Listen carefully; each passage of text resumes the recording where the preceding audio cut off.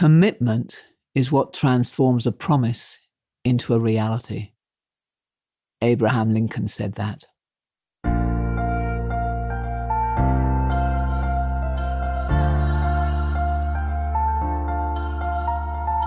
This is Walking Your Talk, a podcast about leadership, authenticity, and courage. I'm Carolyn Taylor.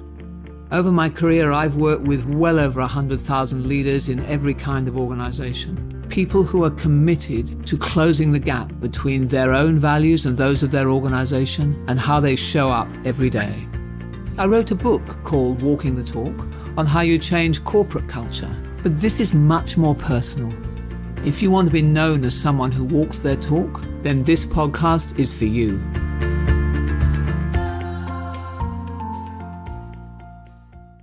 She was a woman of her word, or he was a man of his word.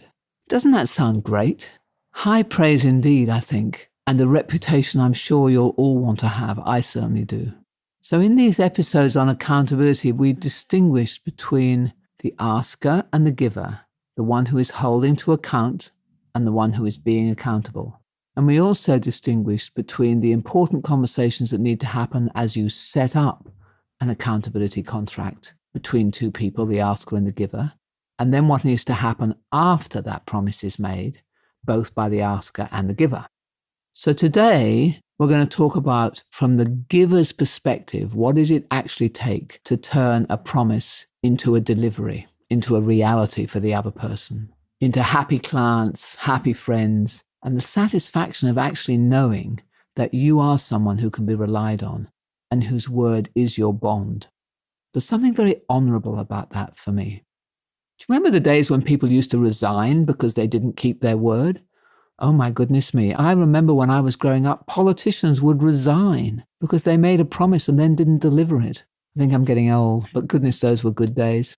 In the last episode, if you got a chance to listen to it, I made a big deal about making a distinction between a promise and an intention. And the reason I did that, and I hope you got a chance to have a go with that during the week, is because when you do that, you do significantly increase the likelihood that you will actually fulfill those promises because you've put your word behind it. You've put your honor behind it, your weight.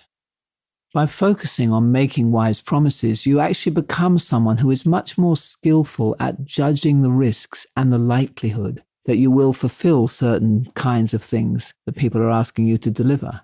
Your judgment of risk actually increases, so you learn your own capability better, and therefore you become better at making the wise promise. So over time, you make better promises because you've ruled out the ones that were always ever only going to happen with a bit of help from luck or hope or magic. So now you have doable promises, but things can still happen after you make a promise which make them difficult to fulfill. You know that. Other people demand things that you weren't expecting. You have to juggle between that and what you'd already committed to. Or you might discover that something turned out much more complex than what you were expecting. Or maybe you get sick, or your computer breaks down, or some other reason happens which incapacitates you. The first thing about being someone with a reputation for being accountable is that you do really care. So when something like this does happen, you immediately pay attention. You don't ignore it and hope it'll go away, because those are the enemies of accountability. Then you recalculate. Because you care and you understand the risks, and you've got a pretty clear idea about what else is on your plate, you can then do a bit of a calculation which says, okay, can I still deliver this or not? I've had some computer dramas myself actually recently. The C and V keys on my computer just completely stopped working. So I suddenly had to cut and paste C's and V's every time they came up and put them in. You can imagine how much time that was taking me on everything I was doing. So then I sit down and go, okay, what's the temporary fix? How long will it take me to buy a keyboard, for example? How long to get the computer absolutely fixed? And as I do that, I'm going, all right, do I need to renegotiate any promises, or can I still make this work? And notice I use the word negotiation because that's the next thing we have to do. And this is the one I find really hard, and you probably do too, because I really consider myself to be very client-centric and very good at keeping my word. So I hate having to go back to someone and say, I'm sorry, I'm not going to be able to do this. And my tendency, if I think about my own weaknesses, is to postpone that moment and assume that I am going to be able to make it. And of course, sometimes I just completely overestimate. So the renegotiation conversation is actually another way of keeping your honor. Okay, it's second prize. Best prize is deliver, but it's way ahead of not saying anything at all and then on the day failing to deliver. Because what happens is your askers are expecting something from you and they make plans for their life, which assumes that you're going to deliver. So the more notice you give them about renegotiation, the more opportunity they've then got to do something different with their lives and whatever it is that's going on for them. And as you do that renegotiation conversation, I found that one of the keys is to take responsibility.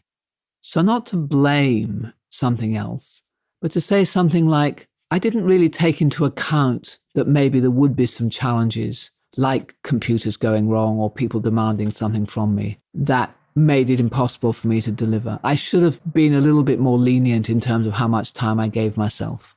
So there I am, I'm describing what went wrong, but I'm owning it instead of saying, well, sorry, it wasn't my fault the computer broke, which is what most of us would tend to say if we're not being conscious. So taking responsibility is an important piece of getting that honor bit right when you have to renegotiate. And then the final thing that I think is really important is to make sure that you learn from it. And this is something you do afterwards and with yourself, is ask yourself that question. What didn't I anticipate, for example? What didn't I predict might happen? Where could I have mitigated better so that I was still able to deliver? And if you do that and you do it in a way where you are taking responsibility, sometimes you'll conclude, actually, it was just one of those things. I would have done the same thing. If I'd done it again, I would have made the same promise. But other times you'll go, actually, I could have done this smarter. And this is how. And so next time you go into a similar situation, you're then making a better promise. So gradually you ratchet up your skill and you become literally more and more masterful at keeping your word and therefore at being accountable. And that's going to be the exercise then for this week, that I want you to have a goal this week that you won't leave anyone in the dark about whether you're likely to break your word over something. Just keep that top of mind this week. Be super conscious of the promises you made, more conscious than perhaps you normally are, and the ones that you've already got in train from the past. And then be courageous. If you need to have a conversation with someone, have that conversation, even though it's difficult. Do the negotiation where you need to. And where you don't, refocus, rethink about the risks, mitigate things differently, and move ahead. So that's the week. Next time, next episode, we're going to go back to being the person who holds people to account and look at what do you need to do after promises are made to you to help people to deliver.